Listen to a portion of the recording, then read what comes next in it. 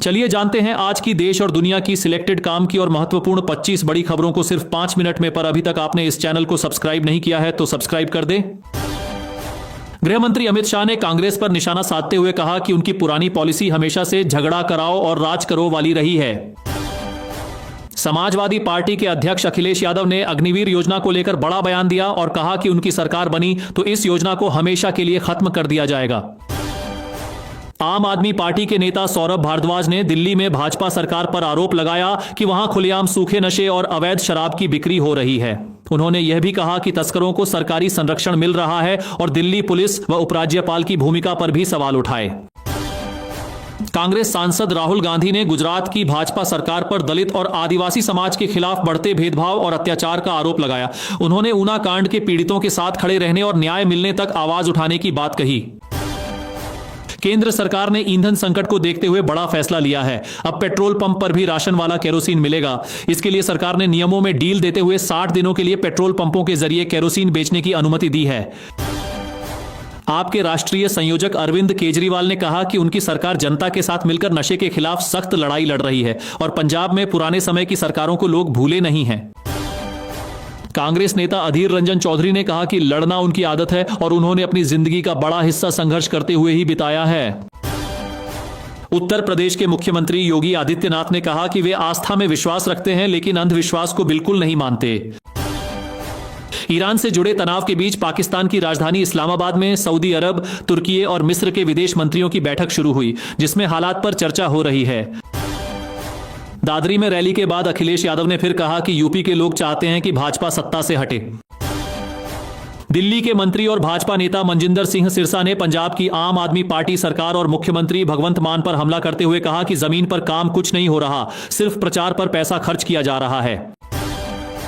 उत्तर प्रदेश के deputy CM Brajesh Pathak ने अखिलेश यादव की दादरी रैली को फ्लॉप बताया और कहा कि सपा की राजनीतिक जमीन कमजोर हो चुकी है। उन्होंने जातिवाद की राजनीति करने का भी आरोप लगाया।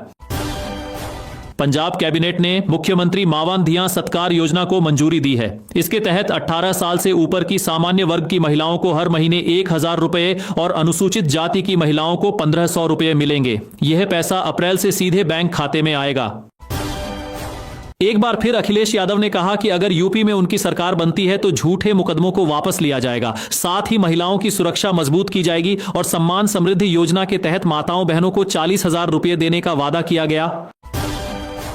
मिडिल ईस्ट में चल रही लड़ाई का असर पड़ोसी देश पाकिस्तान पर भी दिख रहा है। वहां एलपीजी, पेट्रोल और डीजल के दाम बढ़ने के बाद अब दवाइयां भी महंगी हो गई हैं, जिससे आम लोगों की परेशानी और बढ़ गई है। अमेरिका के राष्ट्रपति डोनाल्ड ट्रंप ने एक इंटरव्यू में कहा कि उन्हें इजराइल के लोगों से बहुत प्यार है और उनका समर्थन पाकर उन्हें गर्व और खुशी महसूस होती है। वहीं ईरान के राष्ट्रपति मसूद पेजेशकियान ने सोशल मीडिया पर लिखा कि अमेरिका के लोग इजराइल फर्स्ट नीति से नाराज हैं। तमिलनाडु में चुनाव को लेकर डीएमके ने अपना मैनिफेस्टो जारी किया है। इसमें महिलाओं और बुजुर्गों को हर महीने 2000 रुपये देने, मुफ्त बिजली देने और 35 लाख छात्रों को लैपटॉप देने जैसे बड़े वादे किए गए हैं। पाकिस्तान एक तरफ ईरान और दूसरे देशों के बीच शांति की बात कर रहा है, लेकिन खुद वहां हालात काफी खराब हैं। पेट्रोल डीजल की कमी के कारण सरकार के अंदर स्मार्ट लॉकडाउन लगाने पर चर्चा हो रही है और इसका एक ड्राफ्ट नोटिफिकेशन भी मीडिया में सामने आया है। टीएमसी सांसद महुआ मोइत्रा ने अमित शाह पर निशाना साधते हुए कहा कि वो महिलाओं की सुरक्षा की बात करते हैं, लेकिन भाजपा शासित राज्यों में हालात ठीक नहीं हैं। उन्होंने मणिपुर में चल रही हिंसा पर भी सवाल उठाए और कहा कि वहां पिछले 3 साल से लगातार खून खराबा हो रहा है। ईरान की सेना IRGC ने दावा किया कि उन्होंने अमेरिका के कई फाइटर जेट जैसे F-15, F-16 और F-35 को मार गिराया है, लेकिन अमेरिकी सेंट्रल कमांड ने इन दावों को पूरी तरह खारिज कर दिया। प्रधानमंत्री मोदी ने कहा कि मार्च का महीना दुनिया भर में काफी घटनाओं से भरा रहा। उन्होंने याद दिलाया कि कोरोना के समय पूरी दुनिया ने मुश्किलें झेली थीं और उम्मीद थी कि उसके बाद हालात सुधरेंगे, लेकिन अभी भी कई जगहों पर युद्ध और तनाव जारी है। मौसम की बात करें तो मार्च में कभी तेज गर्मी तो कभी बारिश और ओलावृष्टि देखने को मिली। मौसम विभाग के मुताबिक अगले 4 दिनों तक दिल्ली, पंजाब, हरियाणा और यूपी समेत कई राज्यों में आंधी और बारिश हो सकती है। कुछ जगहों पर ओले भी गिर सकते हैं। दिल्ली दंगा मामले के आरोपी शर्जील इमाम की 10 दिनों की पैरोल खत्म हो गई है और वह आज तिहाड़ जेल में सरेंडर करेगा। वह पिछले 6 साल से जेल में बंद है। केरल में राहुल गांधी ने कहा कि उनके खिलाफ 36 मामले दर्ज किए गए हैं। प्रधानमंत्री मोदी ने यह भी कहा कि एनडीए सरकार जनता के विकास और रोजगार के लिए पैसे का सही इस्तेमाल करेगी। उन्होंने यह भी कहा कि केरल पर करीब 5 लाख करोड़ का कर्ज है।